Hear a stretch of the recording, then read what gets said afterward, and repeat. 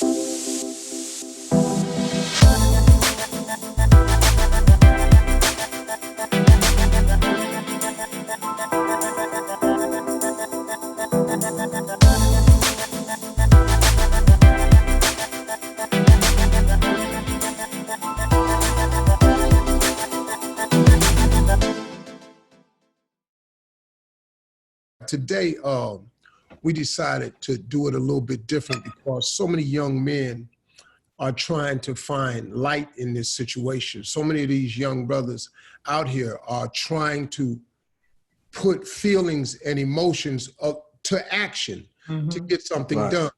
Look, we all know what's happening. We're all aware of it. I don't have to paint this picture. If you're not aware of it, something's terribly wrong anyway. But I've invited several people on, and we'll just meet them as we go along. But I want these young men to be able to ask some questions. I got a young man who wrote something that's pretty prolific, but I have my buddy Jeezy back. I have the man on the with us today named Raul Dubé, who sheltered several protesters to protect them. I have Kendron Smith. I've got Jason Obama. I've got a couple of young guys, but I have Tamika Mallory. This sister right here is what has been missing.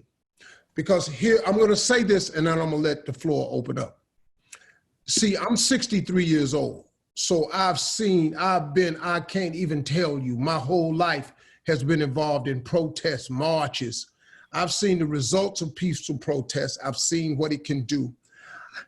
I've watched them turn, I've watched them infiltrate, I've watched them, because that's the tactic of turning peaceful protests so they can change the narrative.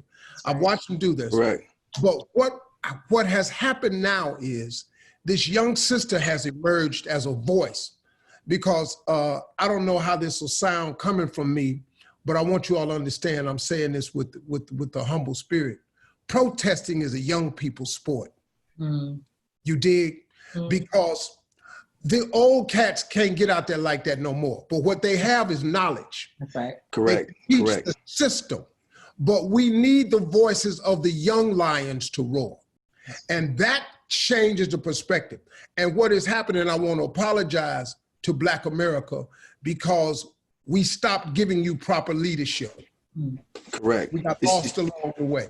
Correct. And so now to see the young lions emerging is been most enlightening and very, very brightful, because man, now I see some light at the end of the tunnel. I hear some voices out there that's saying the right things and that's got it all in perspective. So today, I just want to open the floor. I want to start with Tamika. We are in a state of emergency. Black people are dying in a state of emergency. Say that, sir. We cannot look at this as an isolated incident. The reason why buildings are burning are not just for our brother George Floyd. They're burning down because people here in Minnesota are saying to people in New York, to people in California, to people in Memphis, to people all across this nation, enough is enough. Tell me what sparked this in you. Where did this fire come from? Well, first of all, Steve, I'm not going to let you get off the hook. I want to say to you, thank you. You know, for a long time, you've been a voice, and it's important. And sometimes we agree, sometimes we don't agree. But what we know is that you're never afraid to enter a conversation and to make sure that you're educating our people. But even more than that, I think what you're doing with young people, I don't know that enough folks understand what your camp does. And how these young people are able to get an experience every year for their mind, bodies, and souls. So many of our young people don't have those opportunities. So many of our young people don't get a chance to be in the space with a Steve Harvey and to know you actually go there and do the work, Steve. That's really, really honorable. And I just want to thank you for who you are, and thank you for having me on and for edifying me today. Thank you, sister. Thank so now what was the question? Where we at? Where did this fire that you have, where did this come from? What made you speak up? So first of all, it comes from my mama. I got a black mama from Alabama that does not play. And my father's position is his thing is when people say, well, how do you stay married and stay happy? He says, whatever she says, that's what we do. So that's how it goes. Don't bother her and I'm good. And my mother's a very, very strong woman. I didn't even prepare. Usually I prepare my words. So I'm going to start thinking about whether or not I need to do more off the cuff because I didn't prepare. I was just, as you are, everyone here, I was angry. Like I felt inside of me rage that we were even asking for the other officers to be arrested. And I know the Jedi mind trick, you were just talking about the infiltration and the games they play. First they fire them, see if everything will calm down, or maybe administrative leave, then they watch, then they might fire, you know, and then they'll say, okay, well, we'll arrest the one that was the worst. And they try to see at every stage whether the movement will die and people will go away. But we didn't go away. And people were tear gassed, there was rubber bullets, and you're right. I saw elders out there who were not able to run and keep up with the militarized police force that they were up against. This wasn't a regular march. This was like 1960s, and now they have better equipment. So at that time, they didn't even have the stuff that they're using now. We were standing next to a young lady who got shot with a rubber bullet in her eye and she was bleeding. This was serious in Minneapolis. And those young people, they would run away, go cough, pour milk in their eyes to cool down the burning from the pepper spray. And the next thing you know, they were back in the crowd. They were back up against that police building, the precinct there, ready to fight. And from my perspective, I'm old too. I'll be 40 years old in just a few days. And I have a 21-year-old son, and I am probably too old to be out there, but they give me life. These young people, they give me life. So when they asked me to say some words, I just told the damn truth. Yeah. Right. Yeah. See, you, this is what, sometimes, man, your calling. Now, I'm going to say something. I heard a black leader told me, a very, very famous one. He said, anyone would be a fool to want to lead black people because it's like trying to raise the dead. So when you become a leader of black people, it is because a calling has been put on you to do so. There's nothing you want to run out there and volunteer for. Because you don't even know what's coming, partner. So, so what the calling that's been put on you is really, really special. I didn't know you were 40. I promise you I thought you were in your 20s. I promise you I did. But which makes this even better because you have enough seasoning to understand, like you say, the infiltration and the policy and the things they've done to squash all of our peaceful protests in the past. I want to encourage you though, because what's missing right now in the culture is that young voice that resonates with younger people. See, at 63, they'll listen to me as Uncle Steve, and you know, they'll hear me when it comes to advice in terms of motivation and hanging in there and following your dreams and faith. But you know, I'm not in a position to direct young people to, you know, I have to watch when I'm stepping out here talking about looting and burning, even though I understand the angle. I know exactly why everything is on fire. I know exactly why they rioting, because as Martin Luther King said, rioting is the language of the unheard. I joined my first riot in 1968 when they killed Martin Luther King. Let me ask you this one question. This is for you and for Jeezy. Are you inspired by the show of non-African Americans that have joined in this? Absolutely. I feel like for the first time, it's not black against white. It's us against the system. It's almost like this pandemic, this quarantine, the economy just slowed everything down so everybody could see the truth at one time. When you see people marching in Berlin, London, all these different countries, and they're screaming Black Lives Matter, you know we got more people in the fight. I just think for the first time they actually understand what we've been trying to say for so many years, and it's real. I mean, I looked at something today and I seen a guy that was non-black that had been shot in the face with a rubber bullet. Eye was swollen, and he got hit with pepper spray on the other side of his face. And he said that they tried to kill him, basically. So to me, it's like they're out there fighting for a cause that they actually believe in, because they feel like we've been treated unfair.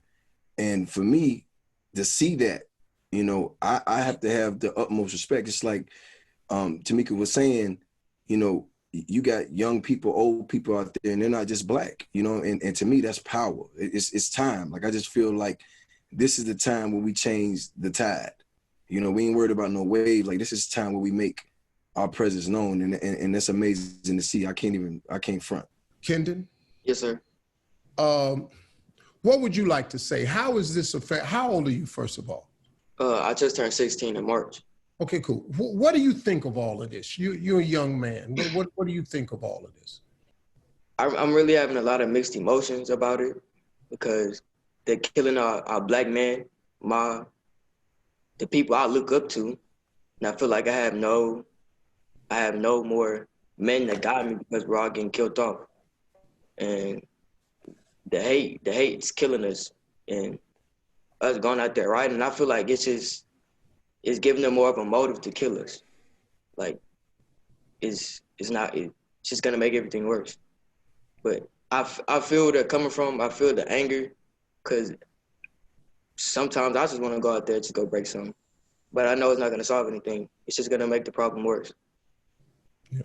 What do you see for a future for yourself? How do you feel about your future as a young black man? I feel like my future, it could go left or right. It depends on the decisions I make. See, listen to me, man. I talk to young men all the time. If you ask a young white guy, 16 years old, what do you see for your future? I've never heard one of them say it could go right or left or right. Yeah. It could go this way or that way. They just paint the picture. Yeah. Right. The vision, the dream. That's right. They're not even concerned with the this way or that way. This the way. It's the way. Right. We don't even have to trip when we go outside. And what this young man is dealing with is crazy, because I thought it would be over with for my sons by now. But do you know, at 63 years old, that I have never awakened a single day of my life and not be conscious that I'm a black dude today.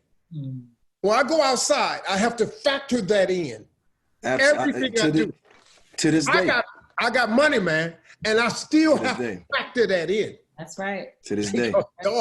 Yeah. Yes. It's just the man in Central Park that old Karen called the police on the other day for nothing. He was a Harvard student.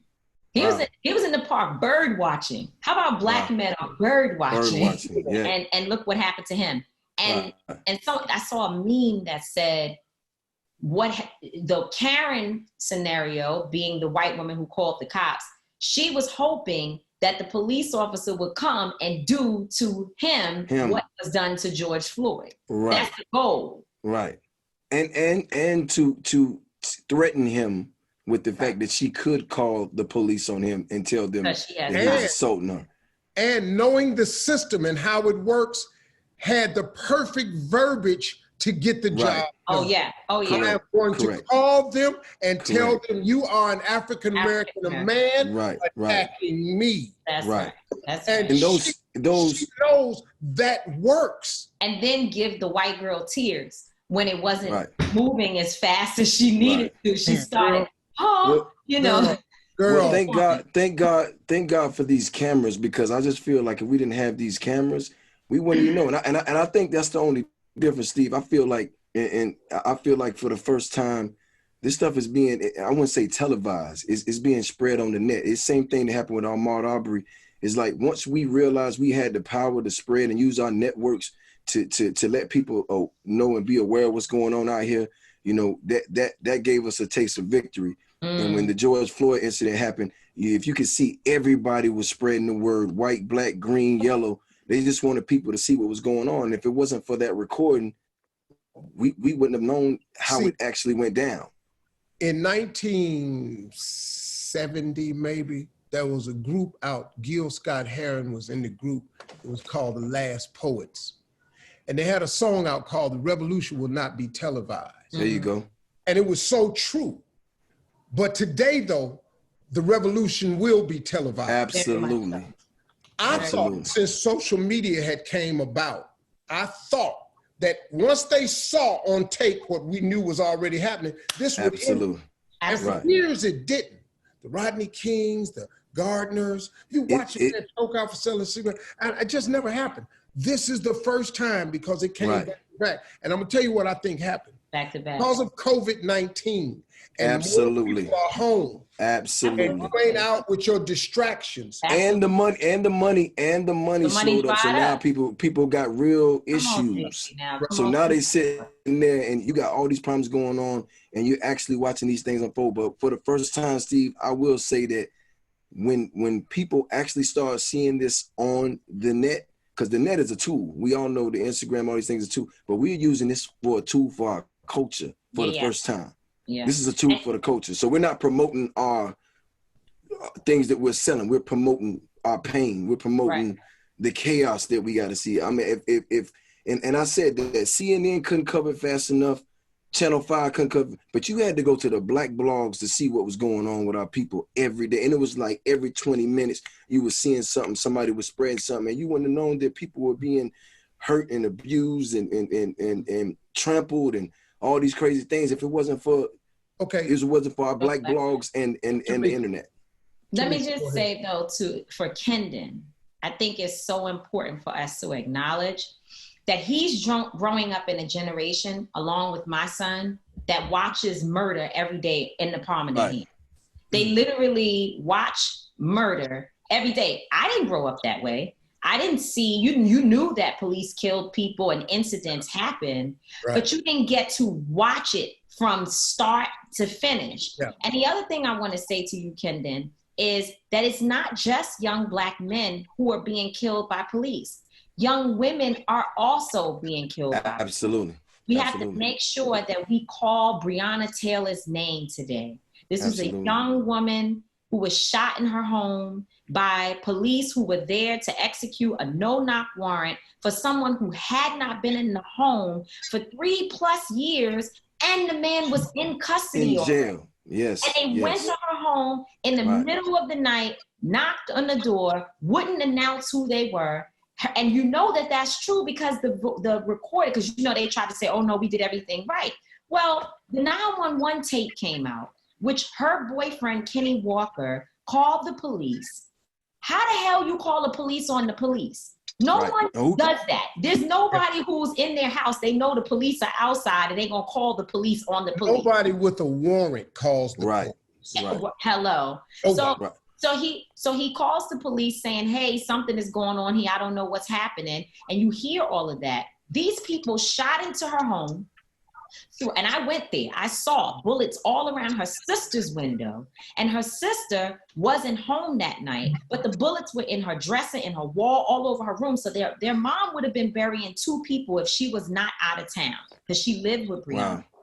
They shot more than 30 shots into the building, in which some of them went into the apartment where a 5-month-old baby was sleeping. Just completely reckless and out of control. Wow. She was an EMT worker.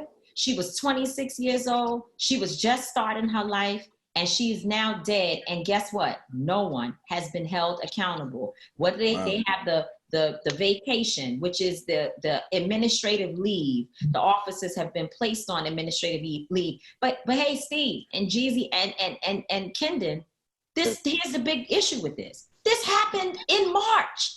It happened on March 13th. And here we are in June, and still nothing. So you want to know why people are vandalizing and looting and everything else? I mean, people are fed up. Well, you know, like you said in your speech, we got the looting from you. Right. This whole thing came about from the biggest gangster loot of all time. Right. That's right. And not to mention, Steve, like the everybody knows the police union is the biggest union in the world. They're like a gang. They look out for each other, take care of their own. As you watch what's going on, you can tell that they're not wanting to give up their own, and that's what got us here.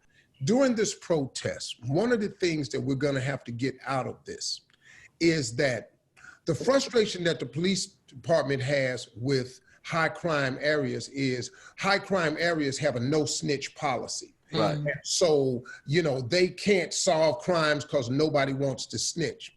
Well, the no snitch policy exists in the police department. Right. Because they witness crimes occurring all the time, but they have brotherhood and blue that they adhere to. You know your boy is out of line. You know he's dishonoring the shield. You know he's going against the oath that he took, but yet and still you co-sign him because you all are the ones out there on the front lines together. But you can't co-sign crime if you're the one that's supposed to uphold the law. Right. You can't the law. So we got to make sure in this protest, Tamika and all of you out there on the front lines that's out there marching with it, we got to get that brought to the attention. Now they have internal affairs, and all the police hate internal affairs, but we know how that works. Right. So this is a perfect time. I really think this situation is getting some movement. But Kenan, I'll say to you, brother, I tell you, as a black man that's been through a lot of things myself, you know, my everyday battle is to do better for my people and lead by example, so people like yourself can see that we can surpass just music, sports, and the typical things that they give us, because you know that's the obvious route. But just know that you shouldn't have to look left or right. Your path should be straight. You shouldn't have to look to the left or the right. You should keep going and know that we have people like myself, Tamika, brother Steve, and all these people you see out on the front line. They're fighting for you to have your freedom. They're fighting for you to have your equality. They're fighting for you to become the man that you should be able to become without all this chaos. And we here for you, man. I tell you, like, you know, when it's all said and done, just know that if there's anything you can do to reach people that's your age and let them know, let's not lose the message. You know what I'm saying? As y'all coming into the age and you guys can vote, y'all should do so. If you come into the age where you can have things to say that support your cause, you should do so.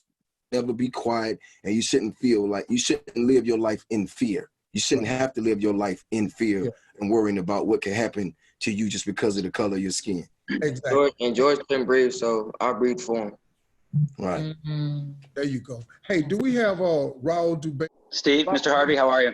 I'm hearing different versions of exactly what happened, but you're the gentleman who opened up his door to shield and protect some protesters. Right. Tell us exactly what happened, Raul. Right. Steve, first of all, thank you. And I just appreciate this opportunity. It's great to see Mecca on this call, because he was one of the guys, one of us 70 plus that was in my house. Mecca, I love you. And I was going to text you later on, but things have been a little hectic. It was about 8:45, and I saw this gathering of the police force right on the corner of my house, on the corner of the street there, about 40 or so, and nothing was going on. Beautiful night, 3/4 moon. Next thing I know, there's a few stragglers that are walking down Swan Street, and I'm like, okay, there must be some people dispersing, and they're trying to walk through. And more people. Now, I have actually marched in the local DC Gay Pride Parade, and I know the parade routes. I live in DuPont Circle. I've marched that 5-6 years in a row. I know where they take that route, up 14th, up past Florida, north of my house, 5 or 6 blocks north of my house. And I'm wondering, I've lived on the street for years. Why are there people coming down here in droves? And then it hit me. They're moving, they're pinning them in. This is going to be bad. It's after curfew. Why is there a military helicopter? All this stuff, Steve, is coming to me at 9 p.m. Why is there a military helicopter floating above when helicopters in DC, I've lived here for 17 years, go in an oval, and this one's hovering, and nothing's going on yet. So all this stuff is going on, and then there are a couple people, there's a little bit of a bottleneck happening right outside my door. I'm 30 yards away from that corner where the police brigade is. So they asked if they could sit on my stoop, and I'm on my stoop, I'm on the top step, I'm like, sure, have a seat. Someone asked me, a mother and daughter asked me if they could charge their cell phone. They've been gone all day, peacefully protesting, and they need to call their daughter. And the mother asked, can my daughter use your charger? I said, no problem. Let them in. Another person asked if they could use the bathroom. People were storing skateboards. Now it's getting bigger and bigger.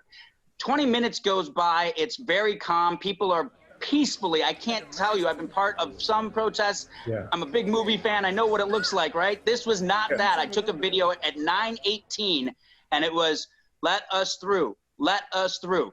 Totally peaceful, okay? A mix of races, I'd say predominantly 80% black. I was proud of the 20%.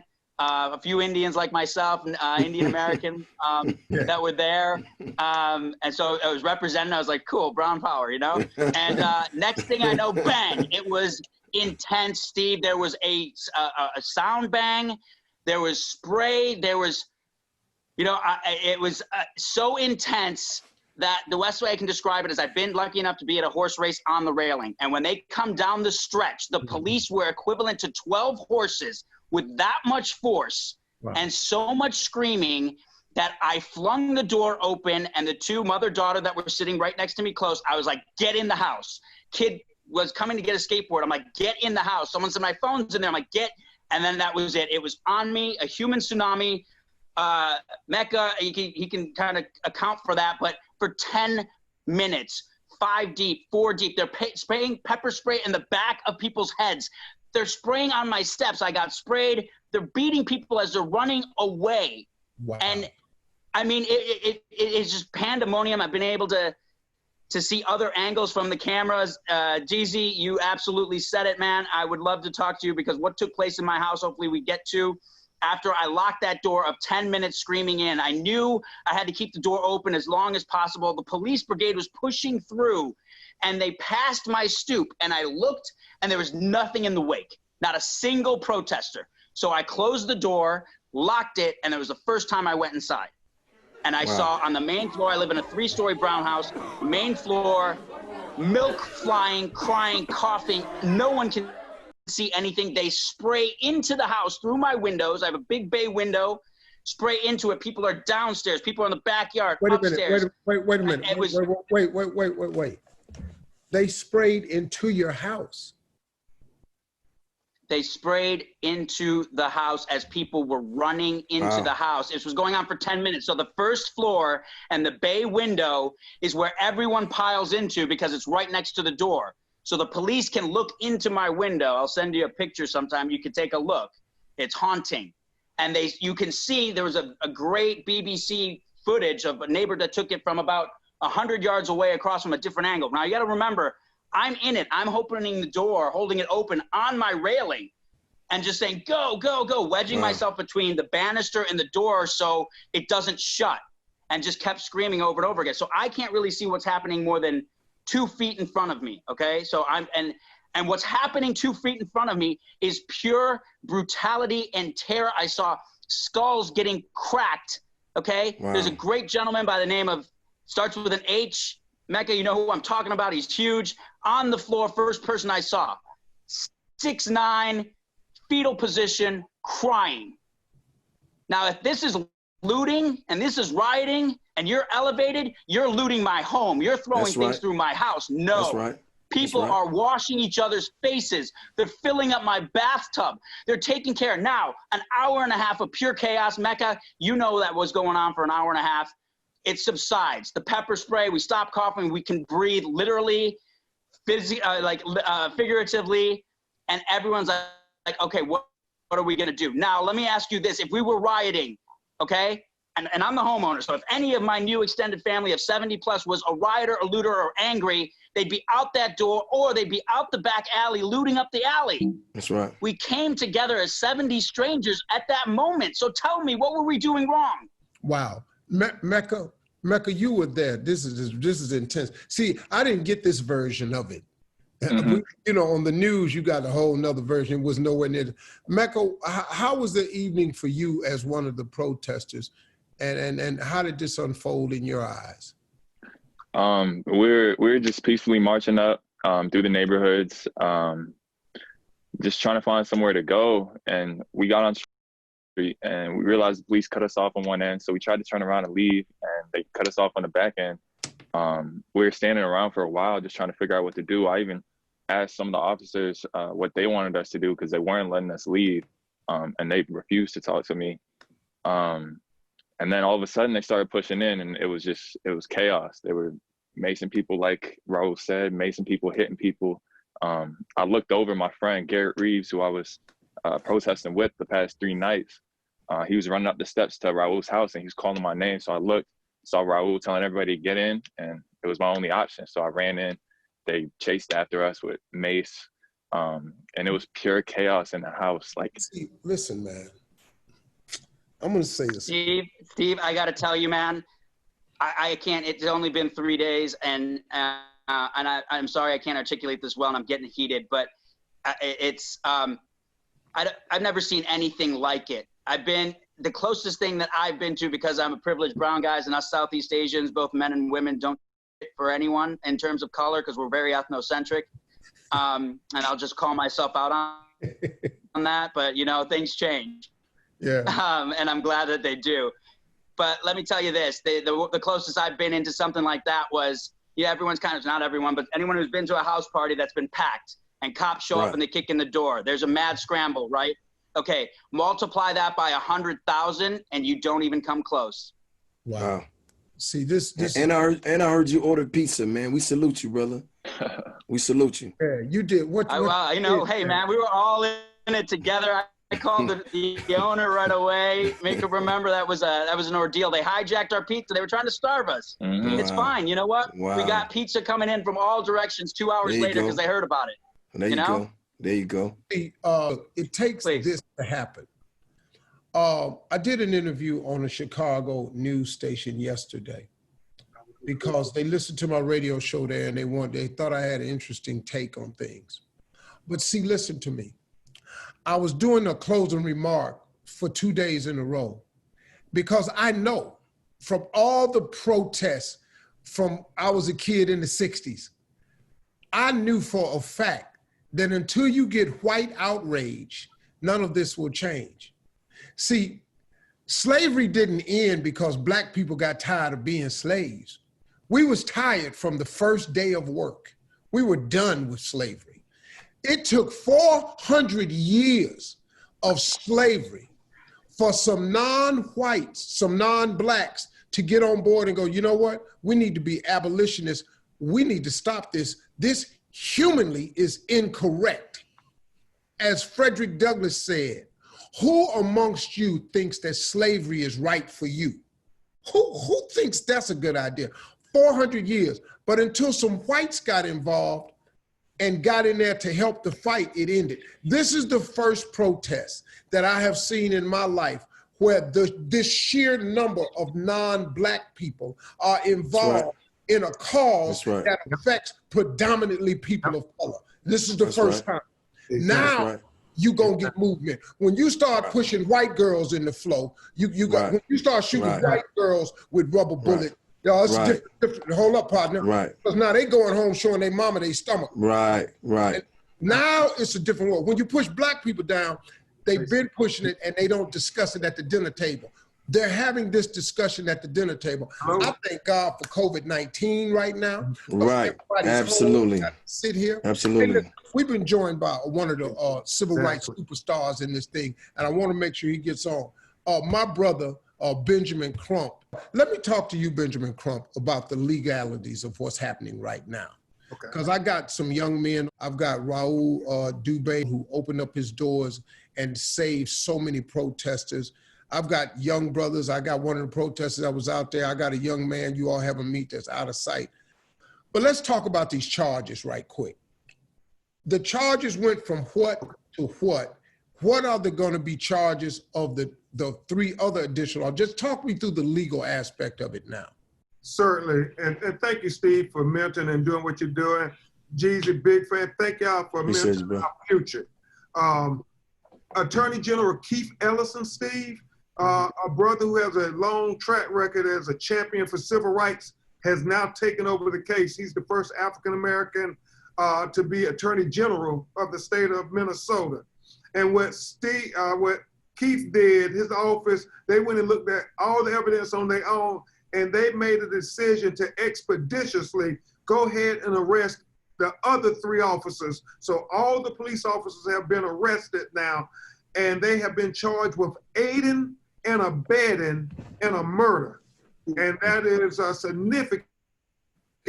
Even the one who had the pepper spray, keeping the lay people back, who was trying to help George Floyd, who knew that they were killing him. And then on Officer Chauvin, they upgraded the charges to second-degree murder. What's significant about that, Steve, if he was convicted of third-degree murder, the most he could get would be 25 years. And we were really troubled by that because the least he could get would be probation. And so literally, his range of time was 0 to 25, and the judge didn't even have to put him in prison. But now with the second-degree murder charge, if he's convicted, we know he gets at least 10 years, and he can get up to 40 years. So that's very significant. The aiding and abetting officers, they can get up from 0 to 20 years. And that's significant because it sends a message. You know, Steve, and we talked about this before, you know, we say, well, not all police officers are bad police, and we absolutely know there's some good police officers, but we need good police officers that speak up when they're saying bad things. I think with these charges, police officers will now speak up knowing that they can be charged with aiding and abetting. So those are the new charges. The family is relieved to finally have all these murderers arrested. See, that breaks the Brothers in Blue code. Right. And all it does is, and all we want as police officers is to uphold and obey the same laws you hold us to. So if you now know that your brother in blue is doing something and you're on the scene that causes the loss of life, just like on 48 Hours Forensic File, I don't care if you drive a getaway car, they didn't tell you they was going in there to do, they go inside, do no deal, and a murder go down. Everybody, the driver, everybody finna do time for murder. It's accountable. Accountability. It was accountability. Accountability could change the game. Yes. This is the first time, man, I felt very, very hopeful that this situation now can turn around. And Benjamin Crump, you know, we were talking about talking to Tamika Mallory earlier, this powerful young sister. Oh, yeah. Speaking yes. And her voice. I know you know who I'm talking about. Yeah, that's my girl. But you, boy, let me tell you something. You that dude, man. You that dude that jump on the front line for black people. You ain't scared. You smart. You get in there. You bring attention to the situation. You enlighten everybody. You ain't got to walk the case all the way down through trial and jury. We need you to keep doing what you're doing to bring the attention, bring it to our attention, because this stuff gets pushed under the rug too lightly. And what you're doing out there is very powerful. The combination of people like you and these young lions that I'm seeing start to rise up. You know, my son did a video that they wanted to do reports on because it's a very, very powerful video. He was in Atlanta and he went to the protest. He's a college student. He went down there for the art part of it to capture it on film. Videographer, photographer. and he captured it, and he happened to catch this one sister talking. And this sister talking, and then he put the footage of her voice. She didn't cuss. She was dead pointed, man, about why she was out there protesting. And his video went viral, and now they're talking to him about doing some studies with him on TV and stuff. I was really proud of him. Wow. But as a father, of course, I'm going, yo, hold up, man. Whoa, whoa, whoa, whoa, whoa. They got curfew now, because the next night they enforced a curfew in Atlanta. So I don't want my son out there, because once they bring in that curfew, you break the curfew, you breaking the law. That opens the door for them to do what they want to do. But my son, 23. But I'm proud of the fact that he's out there. And I'm saying that to say that these young lions that's starting to rise up and to matter, to affect people like Mecca and Jason and Kendrick, you all have people that's right in that next age bracket where you're shooting for, that you can be proud of, that you can go, wow, the generation right above me, that next level that I'm trying to get to, that 21. See, when you're a teenager, you want nothing more than to be 18. And after that, you want nothing more than to be 21, then 25. After that, you quit wishing for birthdays. and so that generation you all got, these 20-some-year-olds, they some bad lions. And then we need the old school cats, Jeezy's generation, Crump's generation, and then my generation, to teach you the mental aspect of what you got to do. Because what I just been watching, look, man, protesting is a young man's sport. It really is. Yes, it is. Because you got to run, you got to go down the other street, you got to climb a fence.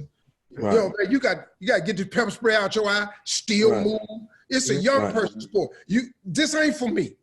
Yeah. Hey, Steve, can I say this? Yes, sir. I just think the young energy and the protesters, because as we often talk, you got to fight in the court of public opinion, in the court of law.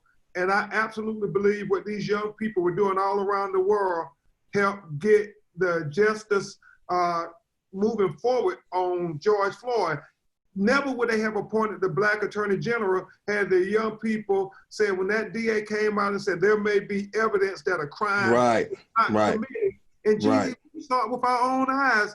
And so essentially, Steve Harvey, what our medical examiners concluded, the ambulance that came to pick George Floyd up that we saw in that video, Jeezy, was his hearse. He was on the scene. He never recovered after he went postless and non-responsive. And you remember that officer said, one of the officers said, I'm not getting a post. Maybe we should turn him on his side. And the one officer, Chauvin, who had his knee in his neck, who's the most senior police officer out there, said, no, keep him in this position. And for 3 more minutes while he was completely unconscious, they kept the knee on his neck, not giving him any chance to survive. And so I thought that would be important to make sure they understood the forensic sciences and evidence. And you know something, Crump, what I've often been afraid of is when they get to court and they put these police officers in these suits and they sit there and they make the statement, we were in fear of our safety. Well, I want to point this out. I watched the video. When he had his knee on his neck, the officer Chauvin, or whatever his name is, had his hands in his pocket. Now, you can't get too much more comfortable than putting your hands in your pocket. I've been under some duress. I had some dudes kicking my ass before. I ain't never had my hands in my pocket in the middle of no ass whooping. I ain't never had my hands in my pocket when I felt threatened. I get my hands out. I get them knucks up. I get squared. I'm old school. I've been fighting my whole life. I get them dukes up. I'm ready to go square. When he put his hands in his pocket and he was looking just like it was a day at the park, they're not getting away with this. One last thing I want to say about these protesters, man. The thing that I'm impressed about is that they not letting up. Exactly. Old school protesters, once we get the arrest, we go home. These young people ain't having that no more. Because we can't lose the message, Steve. This is bigger. Man. This is bigger. This is bigger than that. This is our chance to change the narrative, my brother. We have the world's man. attention, and that's what I've been preaching. Let's not lose the message, because we fighting the battle now, which we're gonna win, but we got to get ready for this war, and that's at them voting polls, because we got to do what we got to do, and we need to show up with the same numbers, the same energy, and the same young bucks that's out there on the front line, because people are taking rubber bullets for our cause. They're taking tear gas for our cause. So when it's time for us to show up and get who we need to get out of office, we got to do that. And I don't want to hear this voting don't count and all that. That's how they got there in the first place. Damn right. Because we didn't show up. Because Steve, if we do give up, it's not gonna end. It's gonna keep going. It's not gonna be acknowledged. It's just gonna be another black man dead out on the street. How can I actually help? Tell me what we could do to help. Because if we're waiting for white people to change their minds, that's not gonna happen. But it's not just black. Put the black, the Latino. You guys all know this. I'm getting really worried, and I'm afraid to say this, but I know, I just can't keep it in. You guys have experienced this. I just learned this 3 days ago. This is genocide. What I saw is genocide. What you live and what you experience is genocide. And I appreciate how intelligently you're looking at this, and I'm heated. You're talking about accountability? What about humanity? Let's take that up to humanity, and let's put accountability under that.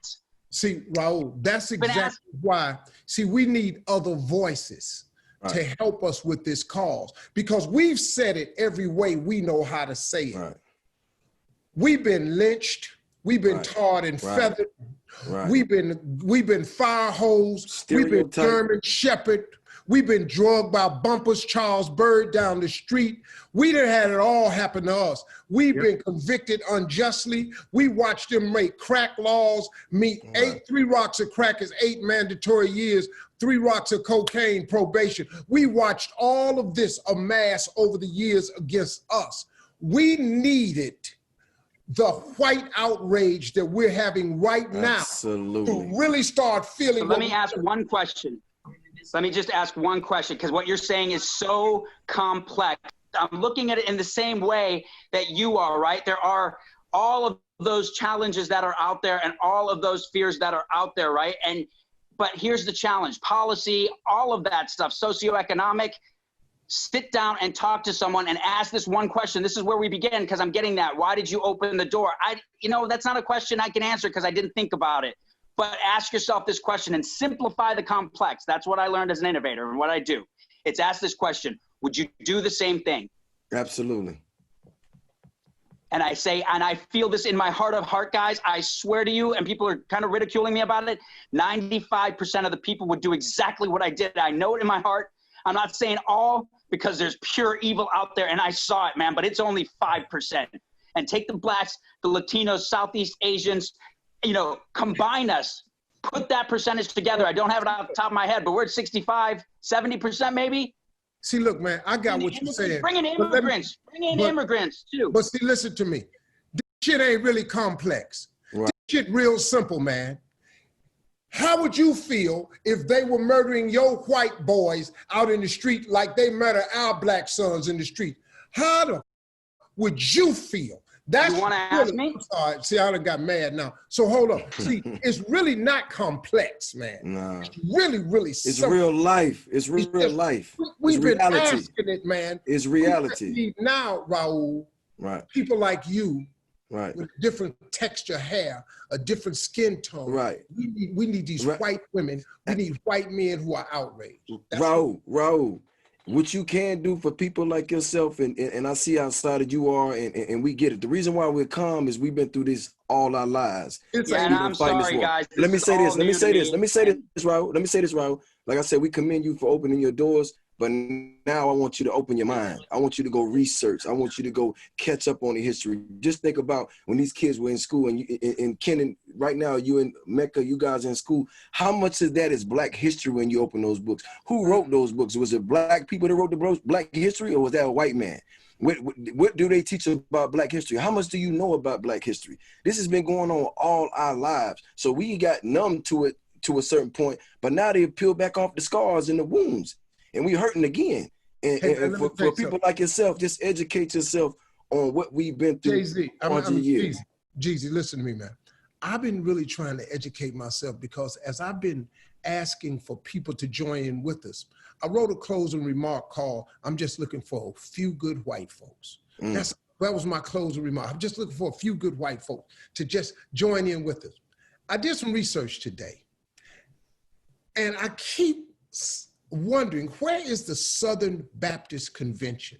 This is the largest group, religious group in the United States outside of Catholics. The Southern Baptist Convention. They are always uncommonly quiet during moments like this. This is the largest Christian organization in the country. They never come to our aid. Well, I did some research. The Southern Baptist Convention were the Southern Christians who were on the side of slavery when the Civil War broke out. I didn't know that till yesterday. Wow. And I kept wondering, and I was going to write an open letter to them, why they won't come in and help us. They're the largest Christian organization outside of Catholics in the United States. The Southern Baptist Convention, the evangelicals, the Southern Baptist evangelicals.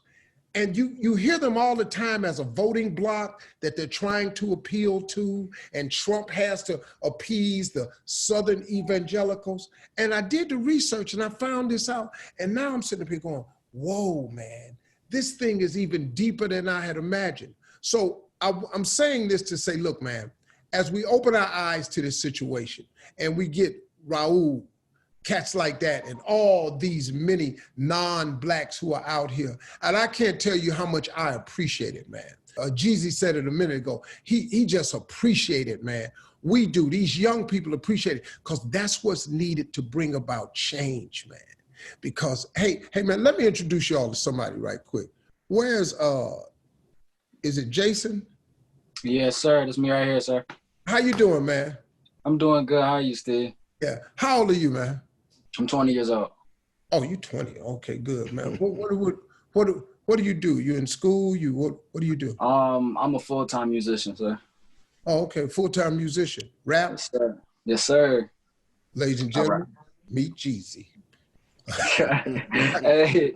hey, Steve, real quick, I would like to say that for someone iconic like you to like use your platform for someone like us, you know, I appreciate you, and Jeezy, I appreciate you for being a idol for us young brothers. So, man, you see, look, man, the reason we do it, Jeezy's third time with me. The reason we do it, man, is because we see us in y'all. I was 20, man. Ain't no which way to go. I was at 16, could have went right or left. I done had this conversation my whole life, man. I didn't get it figured out till I was 27. Right. I ain't even start comedy till I was 27. I wish I'd have done it years before. I just didn't have it together, man. I praise God I got it together now. So these platforms, we understand where y'all at, right? We understand every emotion you feeling. You can't feel any emotion me and Jeezy ain't felt. Not as no black dude, no sir. We've been here the whole time. What I like this cat right here, Jason, man, I want y'all to do. You wrote was it a poem or a rap that you wrote? It was a poem. It was a poem about the police brutality and what's been going on. It's basically a tribute to Arbery and George Floyd. What was the thought process behind what you wrote? What made me write it was the fact that after I seen that video with George, days and days after that, like I just couldn't sleep. Every time I felt like, every time I tried to lay down, I just didn't have the energy to, because I just didn't understand how like something like this could happen to him in broad daylight, you know? And I feel like if you have seen the video and don't feel some type of way about it, you very inhumane, very inhumane. You deep, man, because you know what he just said? I couldn't sleep. Right. See, the normal 20-year-old, he can't sleep because he got something to do. He got somewhere he want to go. He going on spring break. I can't sleep because, man, I got my dreams running through my head and I can't wait to get up and get at it. Black boys can't sleep because they keep seeing black men get killed. over and over and over. And what got us so uptight is we all know it could have been any one of us. We just know, man. I've been pulled over by the police as a famous person, and thank God I was famous, because I got pulled over in a couple of real dark situations with my boy. But because I was famous, initially it wasn't good. It was guns in the windows. But when the windows came down and that ID got handed out, all of a sudden it was Steve Harvey. Okay. But see, what happens if I ain't, though? Exactly. Lord have mercy, what happens? It could have went the other way. What I want to do, man, could you do for us the poem you wrote? Yes, sir, I got you. Okay, come on. Okay. Arbery and George Floyd shouldn't have died, and if the system didn't fail us, they would still be alive. With all the pain and agony while on his neck, and he cried. I know they hear us, they don't see us like they legally blind, but nah, I know they see us making the movement. We making the movement. We ride for our brothers and sisters that we keep on losing. Y'all expect us to sit back like it never ever happened. The man in blue is quick to jump when we all come into action. If we don't see the video, the story gets no traffic. Man, I'm tired of going places where I'm judged upon my blackness. They treat us just like animals as if we weren't human. If this the land of the free, then me and my family moving, because as African Americans, we work where we are. We have been through all the beatings, but we also hear the scars just to go through this again. But now it's just twice as hard.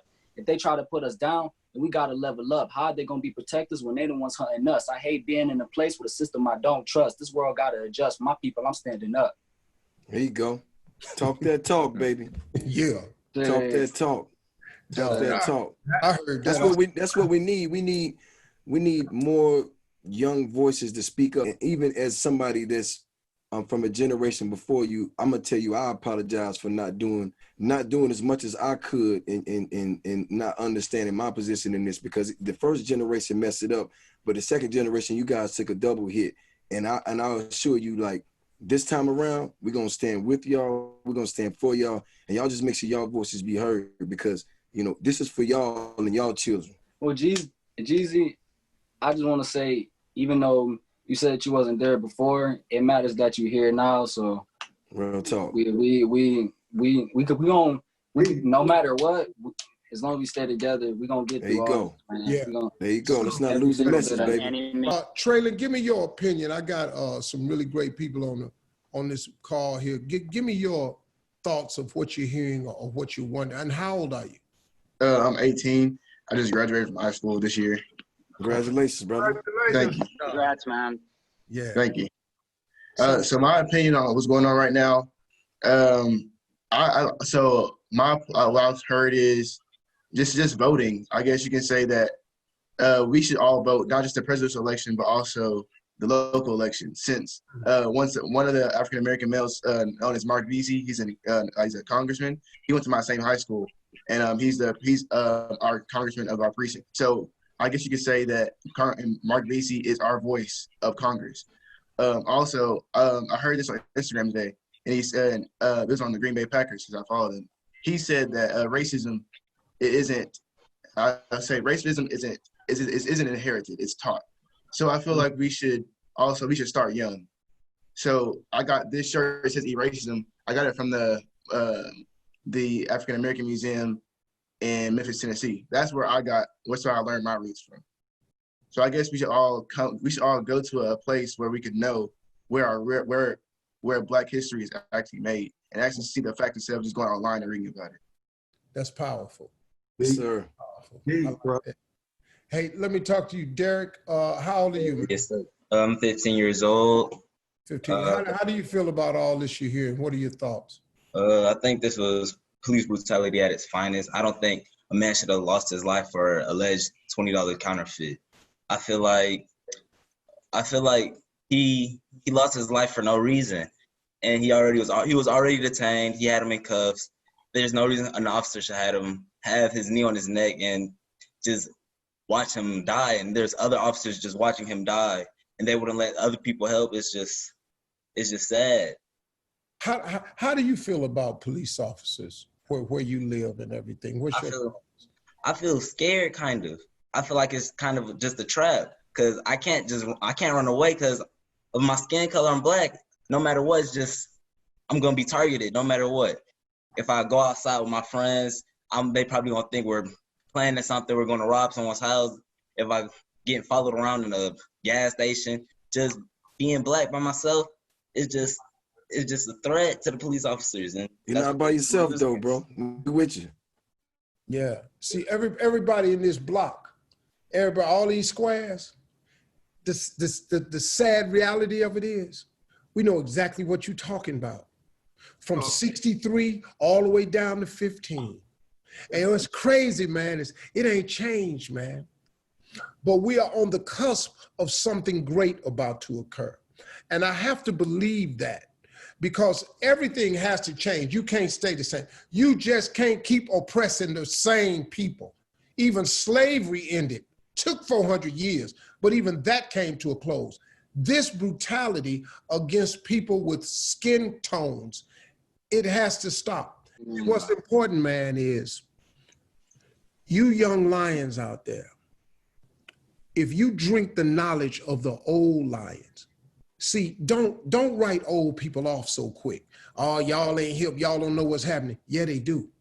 Yeah, they do. The only advantage you got over old people right now is technology. Right. But experience, pardon up. And a little testosterone, though. And a little testosterone. They got a little testosterone. But I take injections, so I still got mine. I take a shower, so I'm juiced up. There you go. I ain't gaining no muscle. My anger level is right over here, man. I'm on age management. Man, I'm the 63-year-old dude that's really flipped it back to 36. There you go. I'm sexy, I'm flying, I'm balling, I got paper, I'm driving hard. Talk that talk. Dog, I'm Steve Harvey. There you go. Say what you want to say about me. You know how many people counted me out, man? You know what I learned about people that counted me out? Their ass can't count. Right. Man. Tell him, Steve. Tell him, Steve. Man, you don't understand. Dog, I'm a bad boy. I've been through too much, man. Hey, look, man. Hey, man, I'll be talking to Crump all the time on the radio. I talk to Jeezy, man.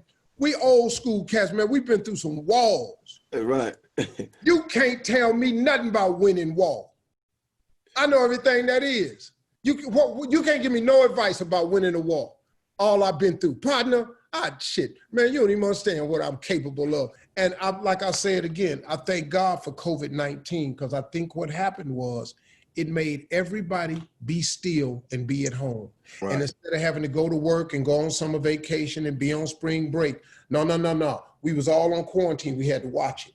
We had to get it fed to us. And so nobody was in college and partying. We was all sitting at the house. And thank God for COVID-19, because now the eyes of the world saw it. I got a call yesterday from the president of Botswana in Africa, who I happen to be friends with. He says, Steve, tell the African-American people that we with them.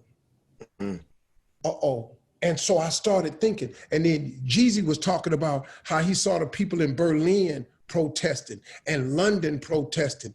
What has happened now in India? What is happening now is there is a global resurrection going on, recognizing what has happened to people of color in what is supposed to be the greatest country in the world, the United States of America. That right there has now drawn the focus. But there's a turn, young brothers. There is a future for you. If people like Crump, where you from? North Carolina, raise up. Where you from, Jeezy?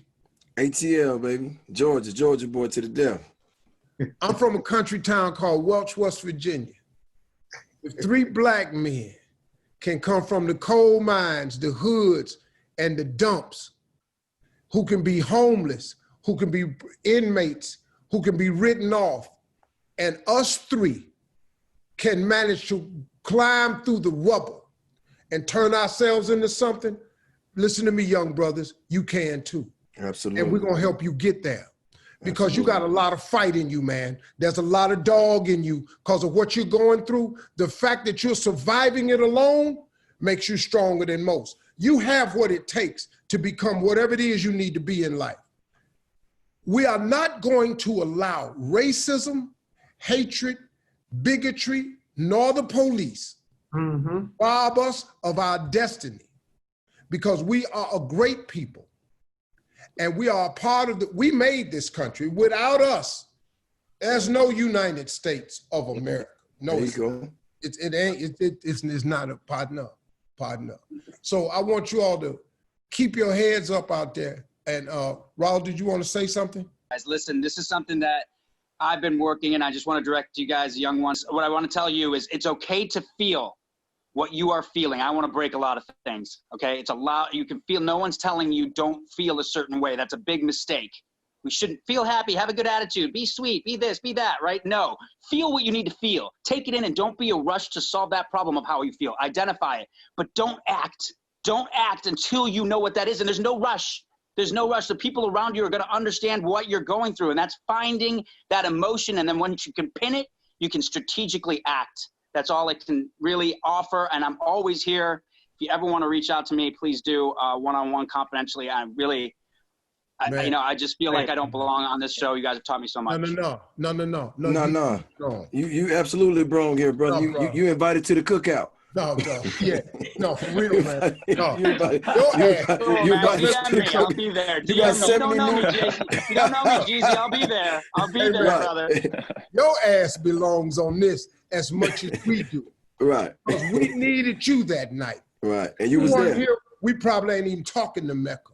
Right. And it's 69 or 70 other people we probably wouldn't even be talking to because we don't know what would have happened to them. But I want to say to this Traylon, man, listen to me. You keep that attitude where you at with voting because we got to get these young people out to these polls because that's the next step. Let's not lose the message, baby. Let's not lose the message. That's right. Like you said. This is y'all chance, like, because we're going to win this battle, but this is y'all chance to win the war that we've been fighting since the sense. Y'all the greatest generation that's come along in a long time. You all got the fight. You all got the technology. And you all have the examples in front of you. You all have a chance, man, to take this thing somewhere else. And if you get to these polls and vote, like Traylon said, not just in the presidential election, but on all these levels, that's the next level. That's the mind game, man. That's what we got to get through. I got the protesting, cool with it. I understand the burning and looting. It's against the law. But I know what anger do to you sometimes when you feel like you got nowhere else to go. But you got to be careful because we can't hustle backwards now. Absolutely. See, right now, once you start burning and looting, we hustling backwards. Right. Because now they get to come in and inflict the curfew, and now they get to come in and bring their guns in and start shooting because we're destroying public property. Right. We cannot hustle backwards. There you go. Let's get smart. Let's continue the peaceful protest. But now, let's get to the polls because I'm going to tell you something that I saw and then I'm going to wrap this thing. Listen to me, man. During COVID-19, President Trump at one time was coming on TV every day with a report of the COVID, fighting what he called the invisible enemy. But what happened was it got out of control and that death toll kept climbing. And when it got 60, 70, 80, Trump got off TV because you can come on here and say with all this, we got a vaccine coming. I'm taking hydrochloride, whatever he was taking. I'm taking these pills. I'm doing all this here. Hey, partner, we got 100,000 dead people in this country. This ain't no damn success. So he got off TV. Yeah. He did not open his mouth about social injustice. We've got to stop the hurting and the pain of the people of color in this country. He ain't opened his mouth one time to say that. Took that picture of that Bible down there to that church, had the Bible upside down. You know, he took that photo out. He never said anything, but he waited until we started the burning and looting from the infiltrators that came down there and start the burning and looting, which incites the rioters who are angry. And then he had another enemy. Colin Kaepernick was his first enemy. He changed the narrative. What Colin was on his knee about at the NFL games was exactly what we're in the streets for now. Colin was right the whole damn time. But the president flipped the script and made it about the flag and the military. Well, now listen to me. Now he has another enemy, and it's us again. So now he's calling himself the president of law and order. So now this president is ordering in the military, not the National Guard. He want to send in soldiers. Young people, get smart. Obey the curfews. Keep your protests peaceful. I ain't saying go home, but you got to keep it peaceful. Don't pick up a brick. Don't light a match. Obey the law, because if you don't, they're going to open fire and they're going to kill us legally. That's how they squash peaceful protests. They wait till they get to the burning and looting, and he going to ride in on the white horse and save the day. But we're not going to let that happen. Exactly. All right, young brothers. Yes, sir. Hey, man, listen, we love y'all. Keep it up. Don't ever Let's not, hey, in closing, baby, let's not lose the message, man. Like, just like y'all depending on us, we depending on y'all, man. America lost its way and its values a long time ago. This is where we get it back, baby. With y'all. Trust me. Appreciate y'all, man. Sure. Thank you. Appreciate you, Steve. Thank you. Yeah. Thank you so much. Uncle Steve. Yeah. I got to say something. You've been saying my name wrong. It's Kendon. Hey, Kendon, can I tell you something? I don't give a what your name is, man. Ain't like your fucking name Beyonce, and I don't that up. Hey, I'm sorry, man. I got your name right. It's Kendon? Yeah. All right, Kendon, I got you, man. Hey, Kendon, don't ever fucking correct me. I'll snap at you when I see you, Kendon. All right, brothers, y'all stay in peace, man. Hey, Raul, thank you, man. Thank you, Raul. Thank you, guys.